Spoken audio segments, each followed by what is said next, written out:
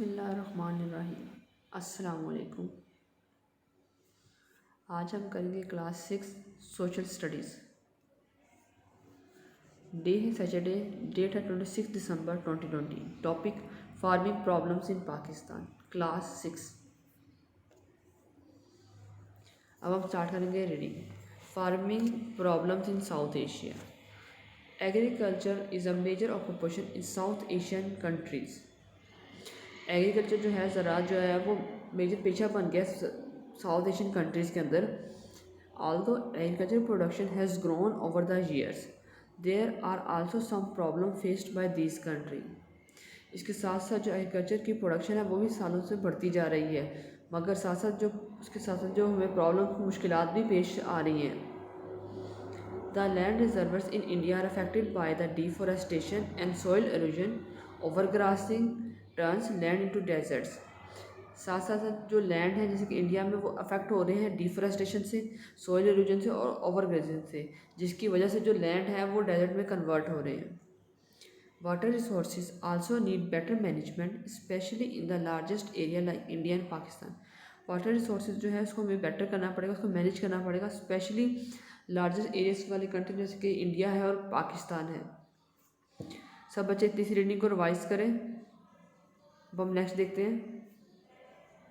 India has trebled its irrigation area over the last 40 years to nearly 70 hectares.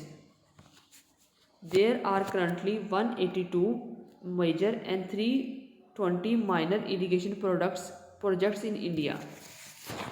India जो है उसमें जो इसका इरिगेशन एरिया वो लास्ट 20 years में जो है वो बढ़ा है, थ्री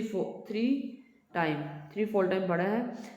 और जो उसमें जो करंटली जो एरिया है, मेजर एरिया जो है वो 182 है, और जो माइनर एरियाज़ हैं इरिगेशन के वो 312 हैं।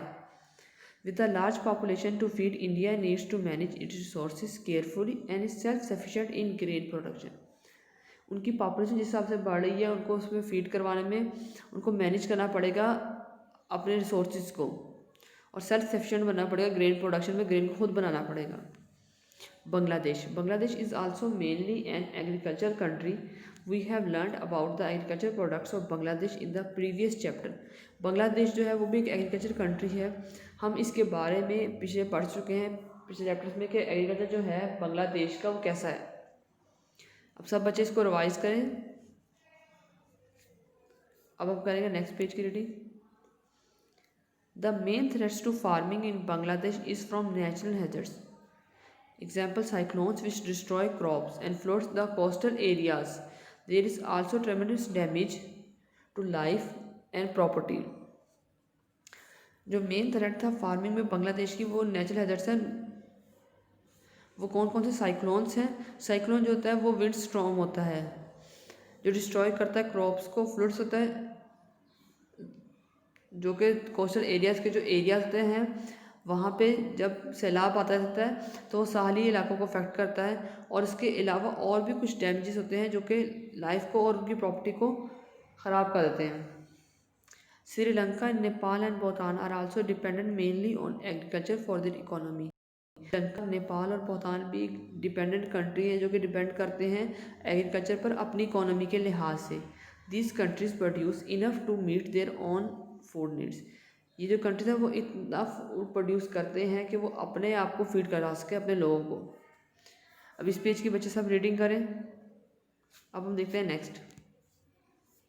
ये है हमारा class work, date and day mention है। Answer the following question. Question number 1, why do you think mechanization is impractical on small farms.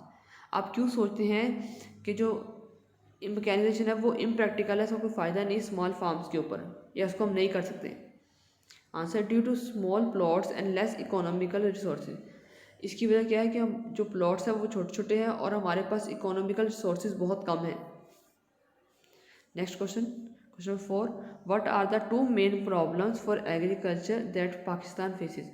दो एग्रीकल्चर प्रॉब्लम्स बताएं जो पाकिस्तान फेस कर रहा है। Answer number 1, the farmers are too poor to buy new seeds. जो किसान है वो बहुत गरीब है नया सीड को बाय करने के लिए। Second one, the largest problem is deforestation. और इसके अलावा जो सबसे लार्जेस्ट प्रॉब्लम है वो है डिफोरेस्टेशन।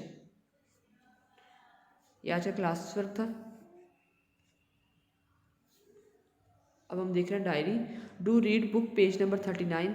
जो 39 पेज नंबर है जो हमने आज रीडिंग किया उसको आप अच्छे तरीके से रीड आउट करेंगे, प्लस लर्न क्वेश्चन नंबर 1 और 4। और अभी जो हमने क्वेश्चन नंबर 1 और 4 किया है उसको आप लर्न करेंगे। यह आज आपकी डायरी थी। आज का लेक्चर यहाँ ख़त्म होता है। अल्लाह हाफिज़।